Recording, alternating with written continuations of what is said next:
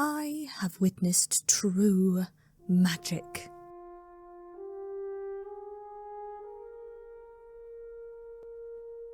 I have watched the valley don a cloak of lush green amidst summer showers and do her hair up in mist so thick it masked out the mountains. I have seen her cloak turn to a blaze of red and gold as winds pulled at her leaves and scattered them across the ground like a shower of sequins in the late afternoon sun. I have ogled as her cloak fell, withered and died across the ground while the waters froze and the bare branches made way for further views. And even still I have not seen all she has to offer, as the once bare branches begin to bud with newfound life and light her back up from the dark in an opulent rainbow of new blooms. And can I sit idly by while Her Majesty dances in her finery, and not even hear the crane's call of inspiration? Not a chance. I cannot simply be a bystander. I must join in on the reverie. It just so happens that all of the correct parchments and scrolls have passed through all of the correct hands, and as a result I am now officially welcome to subject my walls to my personal taste and decor. So I can think of no better place to start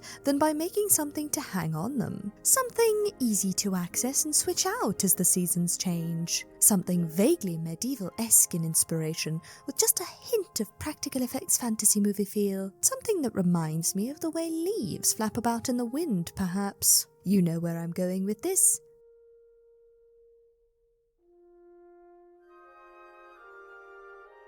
You've probably already seen my banner designs in my shorter spellbook chapters, so I won't be going over them here. I'll just give you a quick glimpse. Whoop, did you catch them?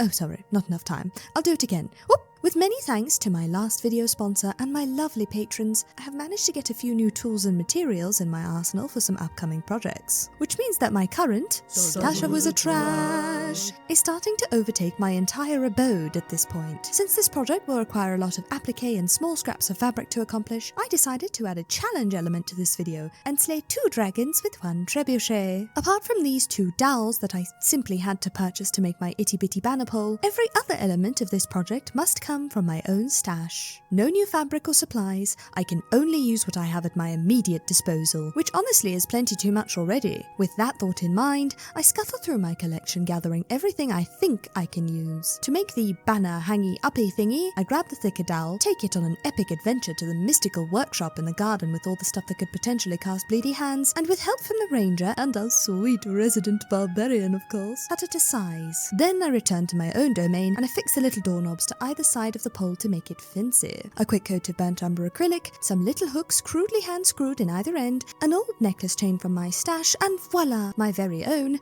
banner hangy uppy thingy.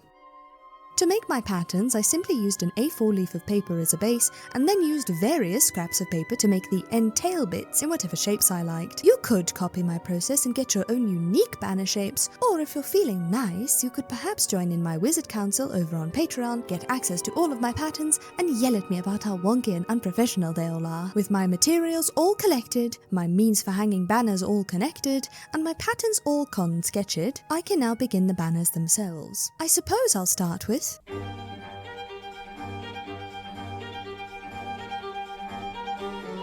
my summer banner is incredibly red. My red fabric scraps are incredibly sparse, which means piecing. I start by making the top half of the design. Using 2 thin satiny fabrics of varying shades of red that the camera cannot distinguish between, I draw out my sunbeams with a ruler and marker. I can then machine sew over the lines and cut out every second triangle to spite them, but also because I need them to demarcate my beams of heat and light. Don't worry about all of those yucky seams, I cover them up with some embroidery. Do worry about that yucky patchwork job, and the fact that I decided to cut out the banner shape before doing the other fiddly bits, something I will indeed come to regret. Now, the banner design features a gradient, which I make a valiant effort to recreate with fabric paint, only to find that this fabric is about as absorbent as my brain when someone is talking to me about yesterday's cricket match, which is to say, not at all. So I scrap that idea and just machine sew it directly to a sturdier fabric to help make it easier to work with moving forward. With my base, existent, however painful and wonky that existence may be, I can now move on to my sun. I love her little face, I want to get it right. Which is why, when trudging through my vaguely sorted fabric piles, I came to realise neither of the two yellowy gold fabrics I had on hand would do for her. Thusly, I decided to experiment with some natural dyeing. I gather some calico scraps from my piles that I know to at least be 100% cotton and teleport to my kitchen. If turmeric can irreversibly stain my plastic containers, surely it can do the same for a few scraps of cotton fabric that honestly take on the colours of anything that look at them a little too funny. In fact, I'm fairly certain I have a sweater with a nice big curry stain to back up these mad musings. I bubble, boil and trouble a pot of water, pop in my fabric, and then overzealously sprinkle in some turmeric.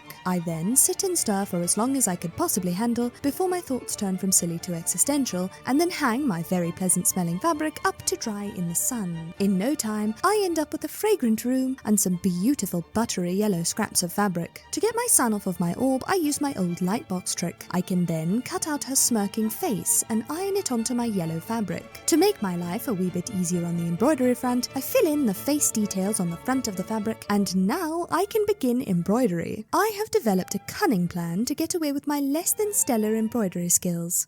Texture. By using stitches with a lot of texture, I can create visual intrigue while hiding my awful stitch work. I simply backstitch the details of the face in dark red and then do some shading with a long and short stitch in a mustardy colour. Somewhere in there I added in some red beads to the irises. You'll notice I add a lot of beads and trinkets of a variety of mediums to these banners. This is because my decorating sense lies somewhere squarely between Hal Pendragon's opulent suite of hanging sparkly bits and Lady Gertrude Groan's dusty old half-overgrown cat and crow sanctuary. Once her cheeky face is complete, I cut her out, leaving some very generous seam allowance, and then feed it to my scissors to make notches. I do a quick running stitch all along the seam allowance and pull it taut to create a seamless little circle, sort of like paper piecing. I really did want to experiment with these banners, so I tried out a variety of applique methods to figure out what I like most. For the head, I did paper piecing of sort. Before her sun rays, I used interfacing to stop the pieces from fraying and then just cut them out, raw edges and all. I used gold metallic cord to cover up some of the edges and left others uncovered, but tacked them down by hand. Anything to add a bit more depth and texture to my sun. Happy with the result of my experimentation, I give her a good press to try and wrangle that calico flat. For some reason, this really didn't want to give up any of its creases no matter how much I ironed. Oh well, works for this design at least, but I should probably make a note to be cautious of using this fabric in particular moving forward. Overtaken by madness, I decide I want to do the flames in embroidery. A mistake I will not make again, as it took far too much time. It was made even more inconvenient by the fact that I had cut the banner into the shape before embroidery, which meant that I couldn't use an embroidery hoop, and everything just got progressively more wrinkly as a result, so, you know, do as I say, not as I stupid. I finish off the summer banner with a border of beads and gold thread, a brown linen backing, and some buttery golden ribbon binding. I also attach the same ribbon to the top in 5 places to make loops that the banner can hang from. I considered stealing my sun tassels from my jester hat. After all, I mostly make my projects with reversible methods with reuse in mind. But I couldn't bring myself to butcher my favourite silly hat. Not yet, so I handmade some tassels from mustard bamboo thread and added a singular sun charm that I'm not too fond of anyway. Which brings the season of heinous heat to an end, making way for...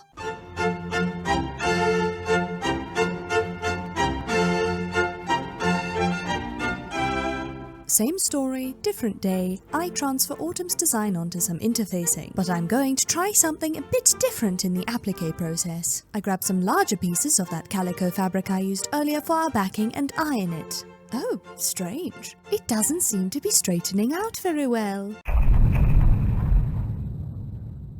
I apply the interfacing to the backing fabric and then grab some pretty wine red velvet to go on top. I machine sew the design into place with a teeny tiny closely packed zigzag stitch using my interfacing as a guide. Once done, I cut away the excess fabric and huzzah! Leaf! This would turn out to be my favourite method of applique, mainly because it allowed me to do lots of teeny tiny details and not worry too much about fraying, but also because it saved time and further hours of hand stitching. While I'm at it, why not use the machine to create the core of of our colour-changing leaf. I wildly darn over and over where I feel the veins of the leaf would be to create a green centre, which came out great. It flattened the centre and caused the velvet to bubble and crease in places that very unintentionally gave the appearance of a crumpled autumnal leaf. Sadly, I did not have orange machine thread, so I would have to do the next layer of my gradient by hand with some embroidery floss. Using a made-up version of the long and short stitch called the long and whatever I decide to put next to it stitch, I added a fractured border of orange to my leaf. And then came the very fun part. Lots of little beads in different colours hidden inside the gradient to pick up particles of light that find their way into my keep and trap them in here with me, forced to bounce around and leave rainbows scattered all over my room. This leaf is probably my favourite piece of the lot. Whether it's the dark velvet or the tiny subtle sparkles, it just has the energy of a costume from a late 90s to mid 2000s whimsical fantasy movie. There's just something about a dark lush fabric with flickers of light that screams fairy tale to me. Anyway, now that centerpiece is done, I'll just iron this banner to straighten it all out and...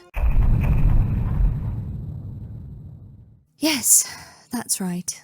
The calico fabric that would not give up its creases did as we all knew it would do. After so many hours of work already, I took a moment to be upset that this banner would be the wrinkliest and chose to just move on. Though I probably could have cut the leaf design out and transferred it to a better piece of fabric, but the voiceover wizard had that idea, not the in-the-moment despondent crafting wizard. And the banner is all done now, so go away, voiceover wizard, with all your stupid hindsight and rationality and calm, collected, away from the moment thinking. Obla-dee, obla-da, life goes on, and so do I. For the branch border I use plain old brown acrylic yarn, tack it down by hand, and use some of my turmeric dyed fabric to make these sparkle shapes. I consulted the oracle and they don't know what to call it either. I ended up painting these bronze anyway to unify the banner a bit more. I finish my unnamed anomalies with gold cord again because it makes everything prettier and tricks people into thinking I know what I'm doing. Then I add a fabric backing to cover up my scraggly threads underneath and finish the edges with some red satin ribbon binding. Yada yada, same as before. With my oak leaf and acorn filigree in the corner, I went the semi-impressionistic route and used some dark olive ribbon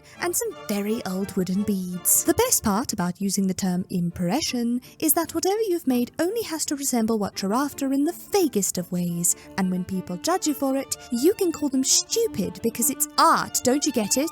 I didn't have a leaf charm to dangle off the bottom of my banner, so I summoned one forth using air-dry clay. I hastily sculpted a leaf with no reference, smoothed out the edges with a wet finger and left it out to dry for a bit. I then coated it in some burnt umber and then dry brushed a little copper over topper to make it look sort of like metal. And so, branches turn barer and the wind takes with it our golden leaves, leaving us with...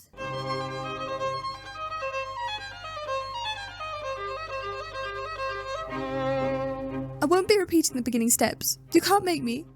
Oh, alright, I'll do it very quickly then. Transfer, cut, press, fabric, zigzag, snip snip, and moon. Easy peasy. I did the exact same thing for this star. Now I can finish off my moon in much the same way I did my sun. Backstitch in the facial details, add a beaded border for sparkle, and then long and short stitch in the facial shading. No beading needed for eyeball sparkle because she hasn't got any. Alright, boring bits done, time for fun. Using some gorgeous silver DMC thread, I freehand some janky snowflakes into my winter banner. Fun fact, we don't really get snow here during the winter, but the mountains get snow-capped, and walking around my fireplaceless home in the dead of the season felt like the icy cold of the Antarctic, so I'm using that as justification for keeping in my snowy details. I proceed to ineffectively rub chalk against slippery fabric under the assumption that it will help me plan out where to add some pretty embroidered metallic stars, only to abandon the marks completely and just put them wherever I like. I then add some tiny blue Swarovski beads that the art wizard would kill me for wasting on such a scrappy project, but they look like glittery snowfall to me, so on they stay. I finish off my simplest banner with some handmade wonky binding, little sparkles for the end bits, and a single snowy tassel. As the chill comes to an abrupt close, so we move on, I suppose, to...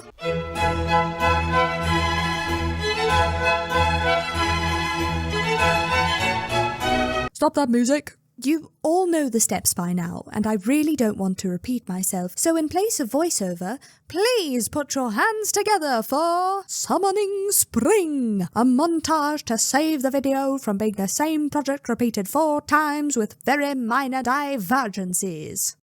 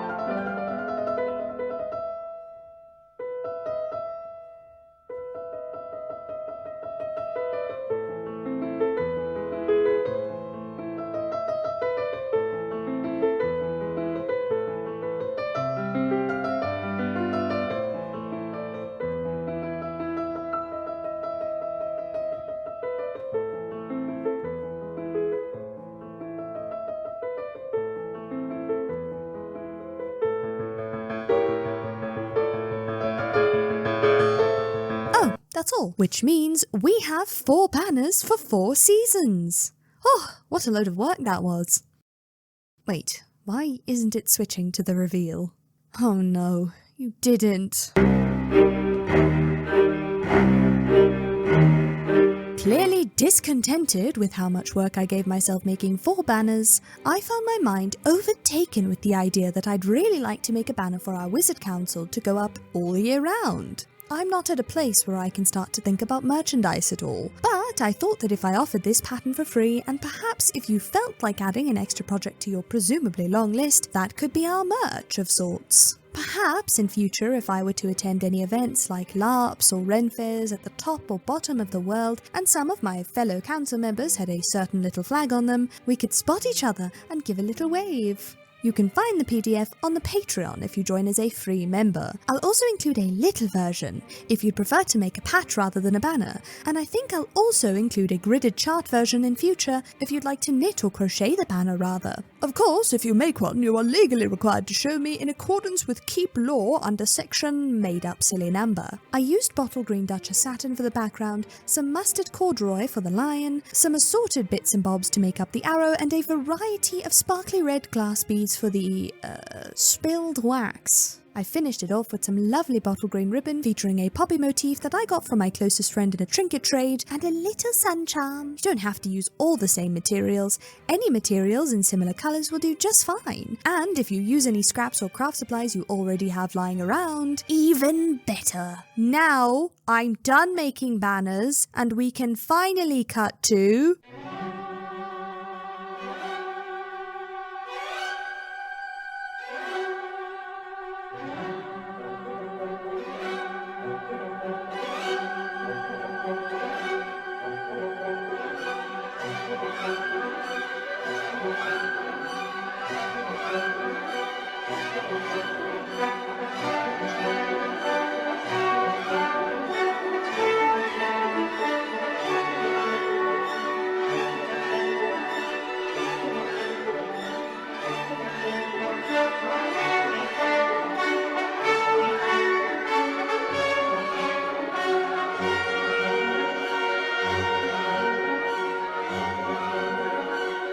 I am incredibly proud of these. While you can see a clear jump in quality as I went along, that only lets me know that through my experimentation and mistakes, I was able to take what I'd learned and do better on the next one. Something that genuinely brings me much joy to see. My favourite as a whole is spring.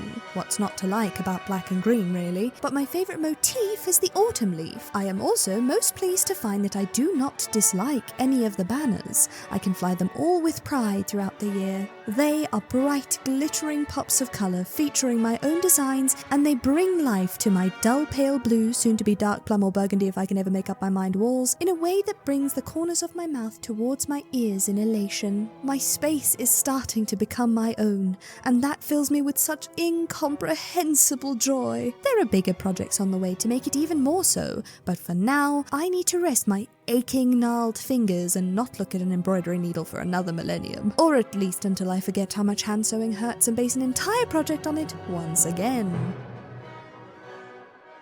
Salutations, Console! These banners took a while to make, physically and honestly mentally. Don't worry, the next project is a bit less hard work to give myself a bit of a break. Just something silly and fun, transforming something as opposed to making stuff from scratch. A special thank you to my very first members of the Wizard Council. There their names are, huzzah! Your support on the Patreon is so very appreciated, and I could not be more grateful for you. As a minor aside, if any of my patrons do make anything inspired by my work or using my patterns, please feel free to let me know or email me some photos so I can feature your work here in the end credits as well. The banner patterns will be up on the Patreon shortly after this video. Project Runway update, I'll be releasing this graphic on the Keep Gallery, the Keep Patreon, and the YouTube post tab, as well as making a few little shorts about it. But the way this is going to work, we have these 3 columns with 20 items in them each. I'll roll a d20 3 times, select one from each column, and that will dictate our theme. I'll either roll them in a short